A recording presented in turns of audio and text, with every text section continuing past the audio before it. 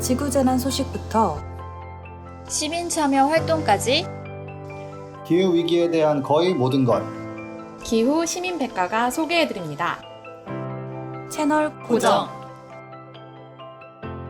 안녕하세요. 팟캐스트 기후시민백과입니다. 기후위기 시대에 그린피스와 시민분들이 함께 만들어온 변화, 그리고 함께 만들어갈 미래에 대해 이야기합니다. 네, 절기상 대한의 장대비를 맞은 김유석입니다.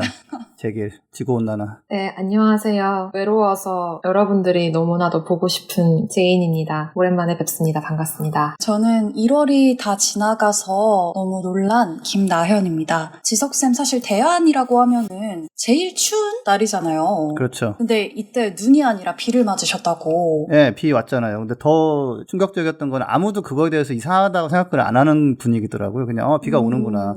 안 추워서 좋네. 사실 몰랐어요. 보상님의 절기가 기가 막히게 맞네. 이런 얘기 웃기지 말아라. 다 이제 안 맞는다. 이젠 진짜 절기도 안 맞는 시대가 된 것 같아요. 그리고 제인쌤은 외로우셨다고. 이게 사람과의 연대가 되게 네. 중요한데 특히 제가 하고 있는 일이 시민 참여잖아요. 근데 많이 못 뵙고 온라인으로만 또 뵈니까 아쉽더라고요. 저희가 얼마 전에 새해 모임을 진행했었거든요. 네네. 자원활동가분들이랑. 근데 참 많이 아쉽더라고요. 이렇게 얼굴 보고 부대끼고 인사해야 되는데 조만간 빨리 뵐 수 있었으면 좋겠네요. 올해 안에는 그래도 조금씩은 대면 활동이 이루어질 수 있을 거라는 그런 내용의 보고서들도 많이 나오고 있어서 좀 희망을 걸어보고 있고요. 한 가지 희망적인 거는 우리나라는 뭔가 단체로 뭐 하는 거 빨리 하거든요. 그래서 접종 시작은 좀 늦는데 백신 접종은 굉장히 효율적으로 빨리 할 것 같긴 해요. 해외는 지금 덴마크 같은 경우는 지금 속도로 접종하면 인구가 500만 명인데 네. 언제 끝나는 줄 아세요? 지금 속도로 쭉 진행하면? 내년. 2025년. 와. 농담 진짜요? 아닙니다. 네.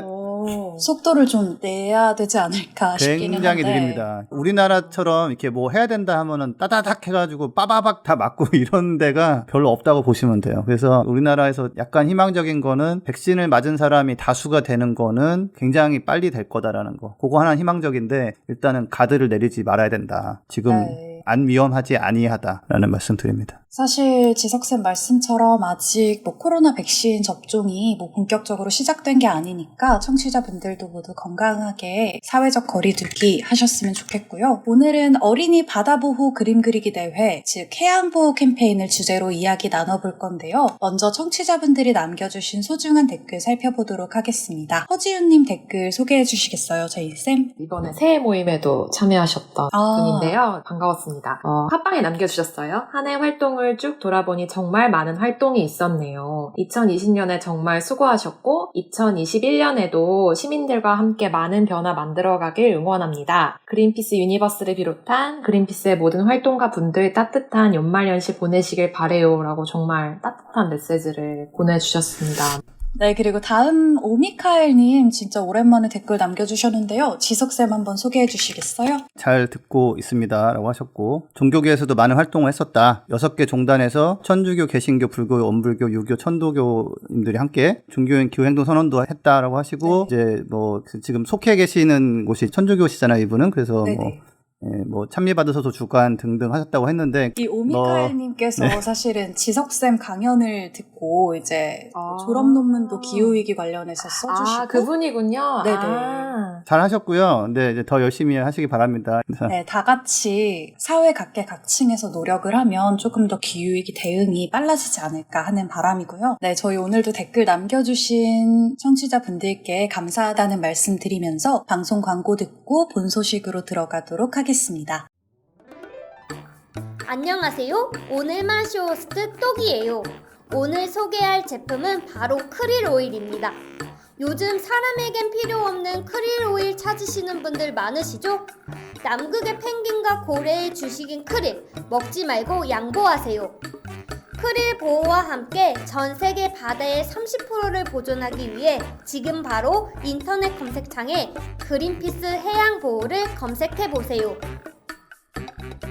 네, 그린피스의 어린이 바다보호 그림 그리기 대회가 지난 10일부로 종료됐는데요. 저도 초등학교 때 이렇게 친구들이랑 같이 그림을 그리고 좀 제출을 하고 그랬던 기억이 새록새록 납니다. 이번 대회가 제1회였다고 알고 있는데 누가 무엇을 어떻게 하면 되는 것이었나요? 네, 1회라고 하지만 이게 앞으로 계속 되기를 너무나도 희망하는, 제가 속한 이제 해양보호 캠페인 팀에서 같이 기획을 해서 진행한 활동이고요. 어린이 바다보호 그림 그리기 대회라는 거는 이제 대한민국에 거주하는 5세에서 13세 어린이, 유치원이나 어린이집 또 초등학교 다니는 어린이 친구들이 이제 본인이 기억하는 아름다운 바다의 모습 있잖아요. 그리고 내가 보호하고 싶은 바다의 모습을 그려서 사진으로 찍어서 제출을 하는 그런 활동이었습니다. 저희가 지금 오프라인으로 사생대회를 열 수 없는 상황이라서 이렇게 비대면으로 그림 그리기 활동을 진행을 해봤습니다. 네, 이번 대회가 사실 해양보호 캠페인 일환으로 진행이 된 거잖아요. 그린피스가 이제 2030년까지 전 세계 바다의 30%를 해양보호구역으로 지정할 것을 요구해 오고 있는데요. 이 해양보호구역 필요한 이유가 무엇인지 좀 설명해 주실 수 있을까요? 저희가 옛날에 한국실 시간에 아마 뭐 영해, 공해 이런 개념을 배워보셨을 거예요. 기억이 나시나요? 사회 시간에 배웠던 사회 기억이 시간에 나네요. 배우는구나. 네네. 아, 맞다.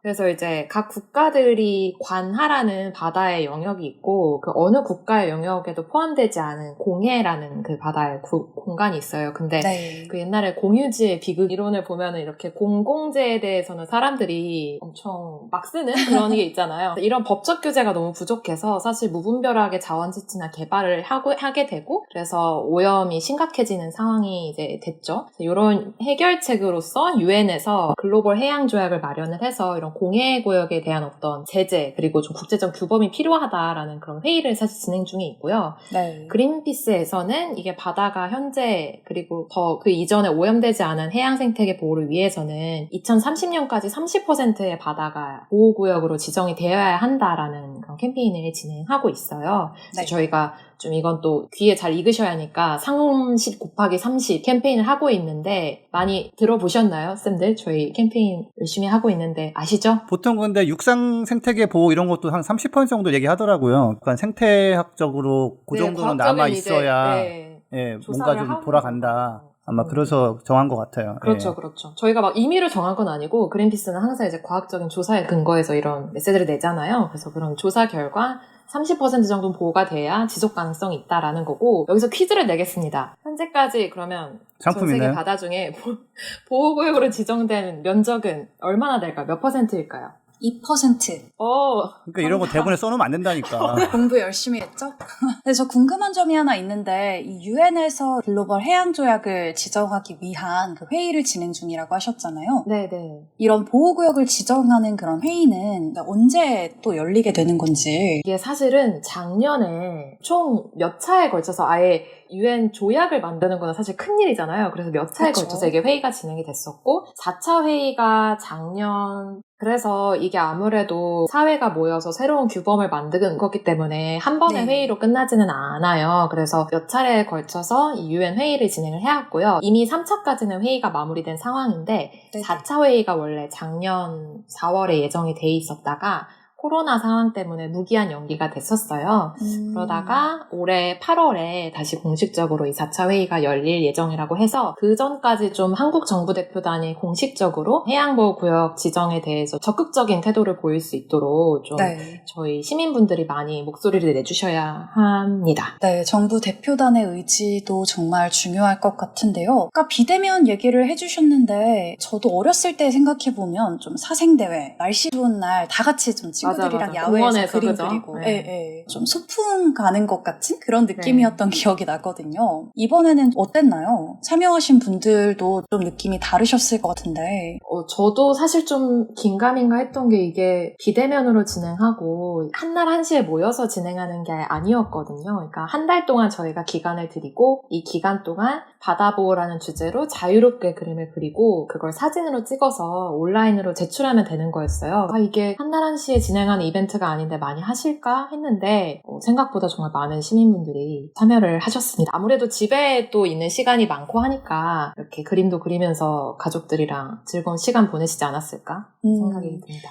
그러면 이 대회를 열 때 맨 처음에는 어느 정도의 인원이 좀 참여해 주실 걸로 예상을 하셨나요? 네. 제가 야만 가는 거리가 먼 사람이라 뭐 많으면 300분 정도 참여해 주시지 않을까 이렇게 기획을 했었죠. 근데 또 막상 이제 대회를 막상, 열고 네. 보니 굉장히 많은 분들이 참여를 해주셨다고 들었는데 네네. 그 총 인원이 얼마나 될까요? 무려 2,100분의 어린이 여러분들이 와. 참여를 해주셨어요. 그래서 7배네요. 네네. 이렇게 미술학원이나 유치원이나 초등학교에서도 많이 참여를 해주셔서 많은 어린이가 참여한 것 같은데 제가 궁금한 게 또 지석쌤 자녀분들도 요 나이대 들어가지 않나 13세 미만 아닌가요? 네, 들어가는 애가 한 명 이상 있죠. 네. 아, 네. 되게 같이 참여해 주셨나요, 쌤?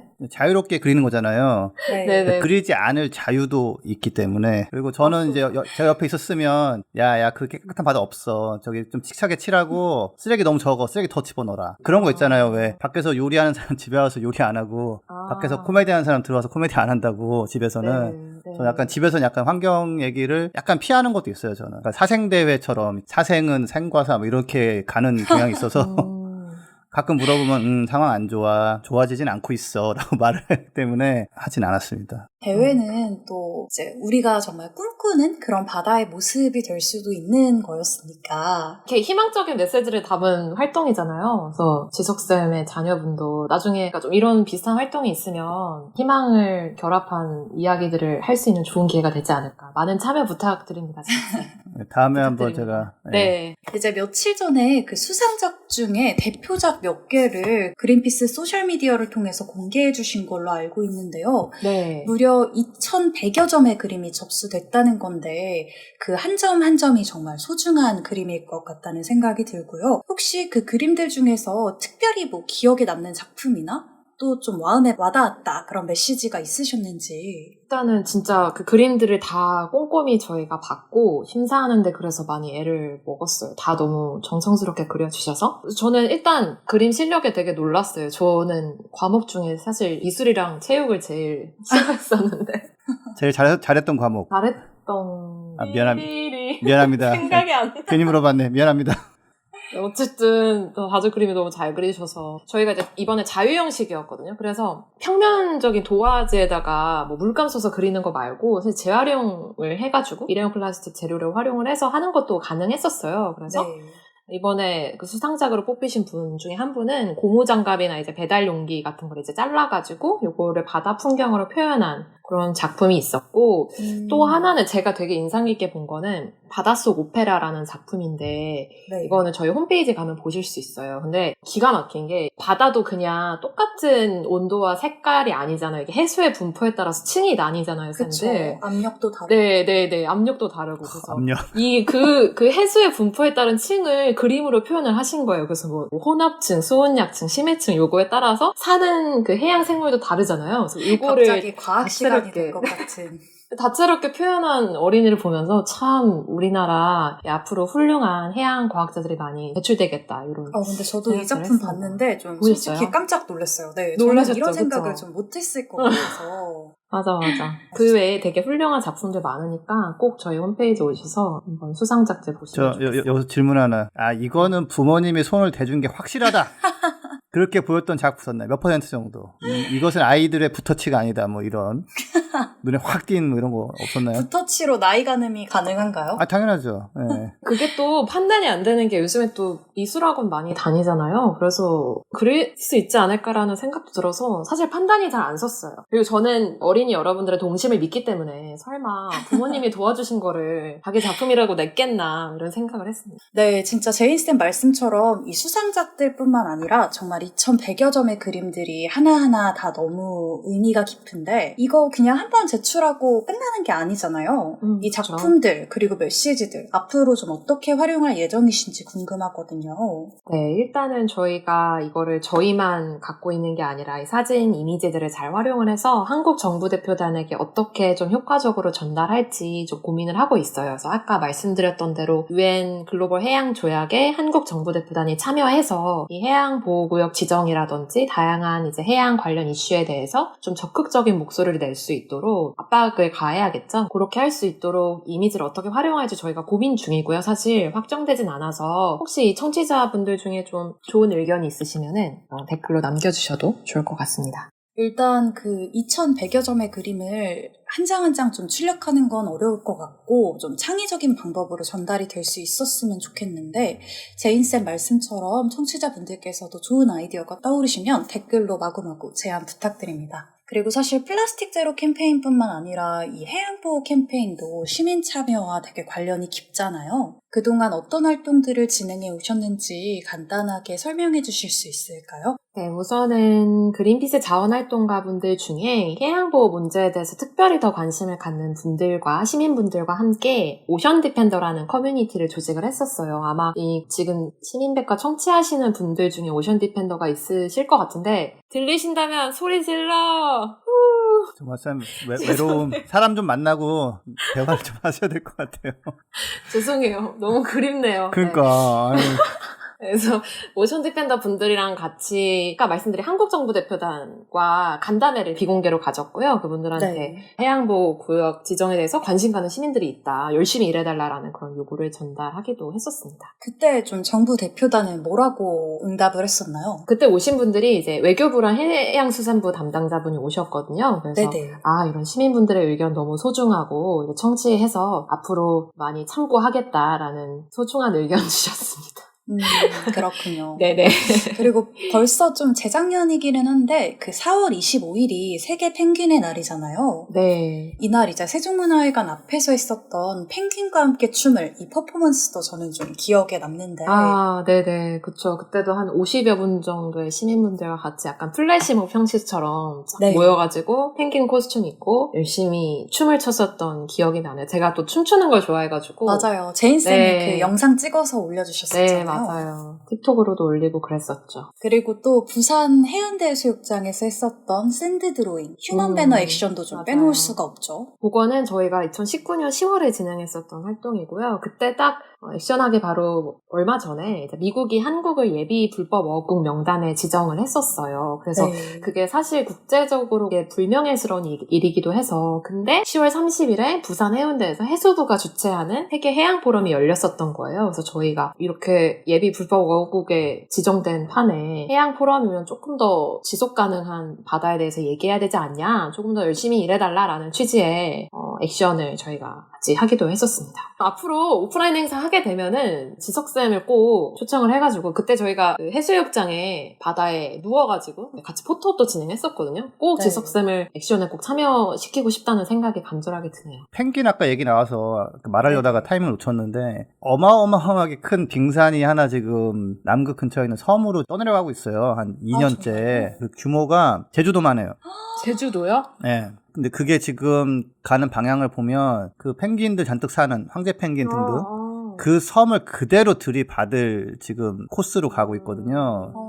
그래서 위성사진으로 지금 보고 있는데 그게 부딪히는 순간 뭐 죽는 것도 나올 수 있지만은 그 밑에 바닥에 이제 뭐 산호초가 살던 뭐가 이거 있을 거 아니에요? 네네. 거기를 그냥 얼음이 밀어버리는 거예요. 드드드드드 해가지고. 그래서 거기 박살나고 어미 펭귄들이 먹을 거 가지러 가야 되는데 막혀버리는 거예요. 바다로 가는 길이. 그 다음에는 그 빙산이 몇 개월, 몇 년 동안 녹으면서 그거를 민물로 만들어버려요. 바다를. 그래서 또 초토화. 그래서 지금 제가 근데 이거가 외신에 한번 크게 나왔다가 지금은 조용한데 이게 지구온난화로 인해 떨어져 나온 지구온난화 100% 맞다라고 또 말은 안 하는데 그렇게 큰 게 떨어져 나올 때는 바다 온도가 높아진 것도 분명히 촉진은 했겠죠. 네, 영향이죠. 예, 그래서 그게 좀 가고 있어서 아까 춤추는 펭귄 얘기 나와가지고 얘네들 어떻게 될까 지금 되게 슬프더라고요. 우리도 한번 알릴 필요가 있을 것 같아요. 네. 그 4월 25일이 또 돌아오잖아요. 펭귄의 날. 그때쯤이나 그 전에 아마 뭔가 일이 나던지 아니면 극적으로 피해 가던지. 저희가 이 소식은 계속 오면서 청취자분들께도 전달을 빠르게 해드릴 수 있으면 좋겠네요. 그리고 사실 국내에서도 이렇게 해양보호 캠페인을 하고 있지만 이게 전 세계적인 문제이다 보니까 이제 해외에서도 관련된 캠페인이 많이 진행되고 있을 것 같은데요. 제인쌤께서 좀 좀 눈여겨보셨던 그런 해외 시민 참여 사례들이 있으신지 궁금하거든요. 네, 우선은 지금 현재 진행하는 해양보호 캠페인은 아까 말씀드렸듯이 글로벌 해양조약 제정에 대한 것이기 때문에 다양한 지역 사무소에서 같이 캠페인 진행하고 있고요. 제가 예전에 봤던 캠페인 사례 중에 하나는 이제 크릴 오일에 대한 캠페인이었어요. 그래서 네네. 요즘에 TV 보면은 홈쇼핑 채널에 아주 자주 크릴 오일 파는 광고가 나오더라고요. 쌤들 보셨나요? 네, 사실 되게 마트, 대형마트에 가도 이 그쵸. 크릴 오일을 판매하는 섹션이 따로 있더라고요. 네. 저도 요즘에 특히 되게 많이 보여서 얼마 전에 저희 어머니도 지연아 엄마가 크릴 오일 하나 먹고 싶다. 크릴 오일 하나 놔줘라 해서 제가 좀 설득하느라 사실 좀 애를 먹었는데 네. 이게 몸에 좋다고 많이 각광을 받고 있는데 사실 크릴 새우가 고래나 펭귄의 주요 먹이거든요. 남극생물의 주요 먹이고 네, 그리고 직접적으로 이 크릴 새우를 먹지 않는 생물들이더라도 이게 먹이사슬을 따라가다 보면 그러니까 펭귄의 먹이가 없어지면 펭귄의 먹이사슬 위에 있는 그 친구들의 생명도 이제 위협이 되면서 이게 생태계가 전체가 이제 붕괴될 수 있는 그런 위협이잖아요. 그래서 크릴 오일이 근데 상품성을 갖다 보니까 수산업계, 특히 이제 한국 그 수산업계들도 어마어마하게 크릴 새우를 잡아들이고 있어요. 그러니까 엄청 큰 배가 가가지고. 그래서 한국의 사실 남극 크릴 조업량을 따지면 노르웨이와 중국에 의해서 전 세계 3위 수준이라고 하거든요. 어마어마하죠. 그래서 그렇게 사실. 많이 보였나 봐요. 네, 그럴 수도 있죠. 근데 사실 이 크릴 새우가 아까 말씀해 주셨던 것처럼 이 남극 생태계에서 좀 가장 기초가 되는 그런 역할을 하는 맞아요. 건데 네. 좀 어떻게 보면 다람쥐한테서 도토리 뺏는 거잖아요. 네. 그래서 이런 상황을 막기 위해서 사실 한국에서는 최근에 이게 많이 각광을 받는 식품이지만 그 전에 영국에서는 그 전부터 이미 이 크릴 오일이 많이 판매가 되고 있었어서 네. 2018년에 영국의 자원활동가들이 이제 크릴 오일을 주로 팔고 있는 그런 가게 있잖아요. 홀랜드 앤 발. 이 가게에 예, 크릴 오일 파는데 여기 가게를 직접 찾아가서 그 크릴 오일 팔고 있는 상품에 스티커를 붙이는 활동을 했었어요. 그래서 펭귄 그림을 붙여놓고 펭귄이 야, 내 먹이에서 손 떼라는 그런 메시지가 적힌 스티커들을 막 붙여놓고 이런 문제에 대한 시민들한테 인식을 높이려고 저희가 노력도 했었고 또 일시에 맞춰가지고 뭐 하루 한 날 1시에 딱 맞춰가지고 24시간 안에 되게 많은 수의 시민분들이 홀랜드 앤 베러 CEO에게 여러 통의 메일을 보내서 크릴 관련 상품을 팔지 말라, 중단해달라라는 메시지를 보냈었고요. 이 활동 결과로 이 CEO가 전 세계 매장에서 크릴 제품 판매 중지를 결정하는 빅토리를 내기도 했었고 또 지난 7월에는 크릴 어업체 연합의 대다수 기업들이 자발적으로 남극 반도 해역에서 특정 지역과 기간과 시기에는 크릴 잡이를 중단하기로 약속을 했었습니다. 네, 저도 이 홀랜드 앤 바렛의 크릴 제품 판매 중단 소식 저희 SNS를 통해서 알려드렸던 기억이 나는데요. 해양보호라는 게 그 시민분들의 참여도 중요하지만 정부도 적극적으로 움직여야 되는 이슈잖아요. 이제 지난 4일에 해양수산부가 2021년부터 2030년까지의 계획을 담은 제5차 해양환경 종합 계획을 발표했어요. 2030년까지 해양 플라스틱 쓰레기를 현재의 절반 수준으로 줄이고 또 1등급 해역 비율을 73%까지 늘리겠다. 이런 내용을 담고 있는데 사실 기후위기, 플라스틱, 해양보호 다른 것 같아 보여도 사실 모두 다 연관이 있는 주제잖아요. 제가 요즘 생각 드는 게 내가 어류가 아니어서 참 다행이다. 바다가 약간 상황이 여러 가지로 힘들어진 거 있어가지고 그러니까 이제 뭐 해양 플라스틱 쓰레기 문제야 이미 몇 년 전부터 거북이 그 콧구멍에서 꽂혀있는 뭐 이런 빨대 이런 거가 이제 충격을 주면서 줄이자고 얘기는 하고 있는데 약간의 성과는 있지만은 아직 해결된 건 전혀 아니고요. 어떻게 보면 예상된 거지만 흥미로운 거는 중국 어느 지자체에서 그냥 빨대 판매 금지, 오늘부터 판매 금지 딱 해가지고 못 팔게 해버렸어요. 뭐랄까 이런저런 노력이 있지만은 뭐 이제 그런 식의 좀 이제 강한 정책도 들어오기도 이제 하는데 저는 이제 플라스틱 쓰레기 문제야 뭐 다들 걱정하는 부분이니까 아는 거지만 최근에 바다 관련해서 연구 결과 같은 걸 보면 우리 아기상어 왜 그 아시죠? 아기 뭐 상어 뚜뚜루뚜루뚜루 이렇게 귀여운 뚜뚜루뚜루 해야 되는데 아기상어들이 뚜뚜루 이러고 있대요. 이게 바다가 너무 따뜻해져가지고 좀 더 작은 상태에서 부화가 되고 그 다음에 나와서 힘도 없대요. 갓 태어나서 생명력을 뭐 강하게 헤엄치는 무슨 서사가 있잖아요. 왜 막 네네. 아래서 나왔지만 막 힘이 있고 막 이런. 원래 그래야지 초반에 뭘 먹어야 될 거 아니에요. 근데 그거에 안 된대요. 이제 힘이 없어가지고 나오자마자 막 월화수목 정도 근무한 직장인 마냥 켜져가지고 굉장히 좀 위험한 상황이다라고 해요. 그래서 아기상어 노래는 히트인데 아기상어들은 지금 정작 아기상어는 예, 굉장히 힘든 지금 상황. 힘들어지고 있다. 이게 근데 플라스틱 쓰레기 이런 것보다는 그냥 수온이 올라서 네. 제가 잘 인용하던 통계 중에 하나가 뭐냐면 지구상의 지금 온실가스 증가로 인해서 히로시마에서 터진 원자 폭탄에 그러니까 뿜어내는 열기에 한 4개 정도에 해당하는 열기가 점점점 지구에 쌓이고 있다라는 통계가 있었는데 최근에는 그게 5개로 늘어났더라고요. 그리고 바다에 흡수되는 그 열기만 1초에 히로시마에서 터진 폭탄의 5개 정도 양이 고스란히 바다로 1초에 5개씩. 이게 수온이 올라가게 되면 사실 또 기후위기가 굉장히 악화될 수 있잖아요. 예, 산호가 다 죽죠. 적당한 온도가 돼야 거기서 사는 건데 우리는 예전보다 좀 따뜻하니 더 헤엄치기 좋아 뭐 이러는 사이에 보면은 근데 왜 아무것도 없이 이렇게 알록달록한 산호초는 어디 갔지? 막 이렇게 되는 그런 거죠. 그래서 생물 다양성에도 정말 치명적이라고. 예, 그 약간의 온도 상승이 우리는 보통 이제 열대성 어류가 제주도에 나왔네 뭐 이런 얘기를 하지만 그나마도 이제 그게 좀 더 더워지면은 열대성 어류가 오기는 왔는데 아무것도 없네? 이렇게 되는 상황이 되는 거죠. 산호초가 좀 남아있고 이래야 되는데. 그래서 아까 얘기했던 30%의 해역을 보호한다라는 것도 배나 그런 어업에서는 보호를 해도 이 온도가 올라버리면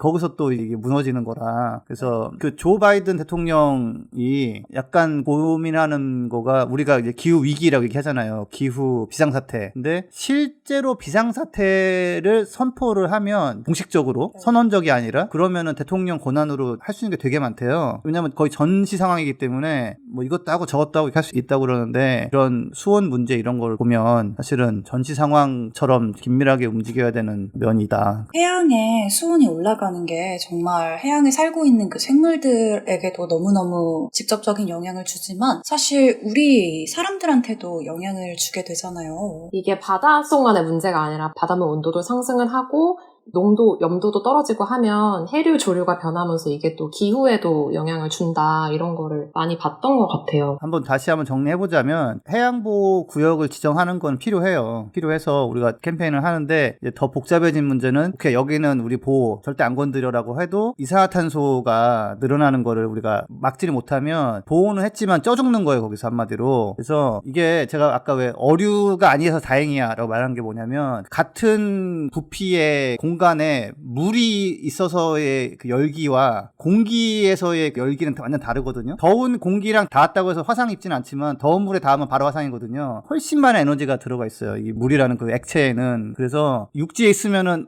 시원랜드로 가자 이렇게 할 수 있긴 한데 바닷물 자체가 뜨거워지면 진짜 이거는 사우나에 갇힌 것 같은 그런 게 되는 거예요. 그래서 제가 다시 한번 약간 기승전 저는 이제 태양광 전기차잖아요. 전기차를 타고 태양광 전기를 쓰는 거가 사실은 그게 해양 보호에 굉장히 연결이 돼 있다. 그리고 아까 제가 말씀드렸던 큰 빙산이 라르센시라는 그런 빙상인데 그런 게 떨어져 나가지 않게 하려면은 다시 또 한번 이제 온도 올라가는 걸 낮춰야 되거든요. 그래서 나는 전기차 태양광은 모르겠고 난 펭귄 너무 좋아. 근데 그러면은 사실 펭귄을 위해서라도 전기차 태양광으로 빨리 바꿀 수 있게 자기도 동참할 수 있는 건 바꿔야 된다. 그래서 이게 별도로 이렇게 따로 있는 그런 영역이 아니다라는 거. 바다를 사랑하신다면 전기차나 태양광 이쪽을 확산이 굉장히 시급하다라는 거, 이렇게 연결고리가 있다라는 거 좀 말씀드립니다. 오늘 이제 어린이 바다보호 그림 그리기 대회 해양보호 캠페인 주제로 이야기 나눠봤는데요. 그럼 방송 광고 듣고 마무리하도록 하겠습니다.